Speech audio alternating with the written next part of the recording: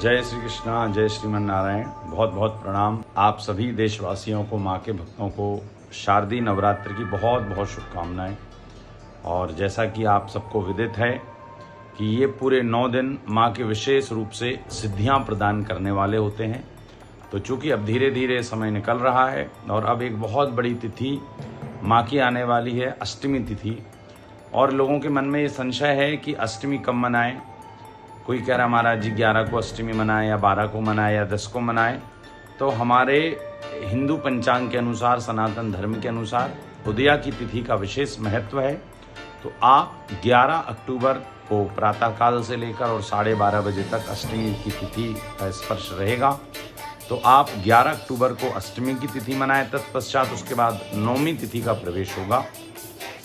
तो आप नवमी 11 को भी मना सकते हैं, और चाहें तो आप 12 अक्टूबर को नवमी और दशहरा दोनों साथ में मना सकते हैं। तो चूंकि अष्टमी की तिथि और अष्टमी का पूजन विशेष होता है, तो 11 अक्टूबर को आप पूरा अष्टमी का पूजन करिए और 12 अक्टूबर को आप प्रातःकाल नवमी मनाइए। तत्पश्चात दशहरे में प्रवेश कर जाएंगे सारे हमारे मुहूर्त। तो आप सभी लोग 11 को अष्टमी और 12 को नवमी मनाइए।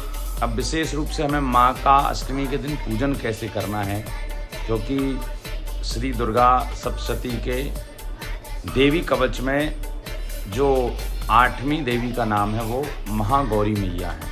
और महागौरी का मतलब है जो गौर वर्ण की हैं, तप्त कांचा है, गौर वर्ण है। तो ऐसे महागौरी माँ का पूजन करने के लिए उस दिन विशेष रूप से आप घर पर माँ का सुंदर आसन लगाकर और घर पे कम से कम 8 कन्याओं को आप उस दिन जरूर भोजन कराएं। और हो सके तो उस दिन अन्न का भोग विशेष रूप से माँ को लगाएं। अन्नपूर्णा का भी रूप महागौरी को माना गया है। और एक सिद्ध मंत्र है देवी भागवत का, ओम दुम दुर्गाय नमः, ओम दुम दुर्गाय नमः। इस मंत्र की हो सके तो एक माला अवश्य करें। ना कर पाए एक माला तो कम से कम 21 बार इस मंत्र को जरूर घर में जाप करें। कपूर की आरती माँ के सामने जलाएं और 8 कन्याओं को। अब कन्याओं में भी देखिए लिखा हुआ है देवी भागवत में कि यदि हमें विद्या प्राप्त करनी है तो ब्राह्मण की कन्याओं को उस दिन जिमाएं भोजन कराएं। यदि हमें बल प्राप्त करना है तो क्षत्रियों की कन्याओं को घर में जिमाएं।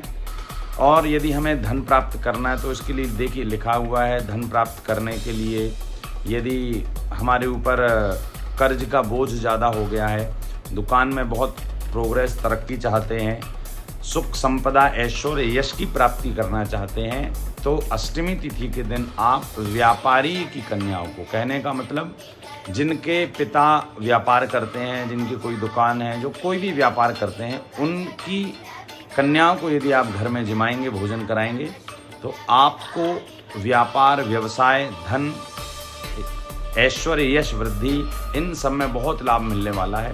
तो आप वैश्य की कन्याओं को उस दिन घर में लाकर भोजन करवाएं, जिमाएं, उन्हें यथाशक्ति दक्षिणा दें। ऐसे अष्टमी का पूजन करना है। और जो दशहरा नवमी के पूजन के बाद जो दशहरे का पूजन करते हैं, तो उस दिन हम समस्त जो हमने पूजन 9 दिन तक माँ का किया है उसको विसर्जन किया जाता है और माँ के चरणों में प्रार्थना की जाती है कि हे माँ, ये पदार्थ या जो मूर्ति रूप में तो आप विसर्जित हो रही हैं, किंतु आप मूल रूप से हमारे अंतःकरण में प्रवेश कर जाइए। इसी कुछ जानकारी के साथ आज आपके बीच में मैं आया। जय श्री कृष्णा, जय श्रीमन नारायण। बहुत बहुत प्रणाम।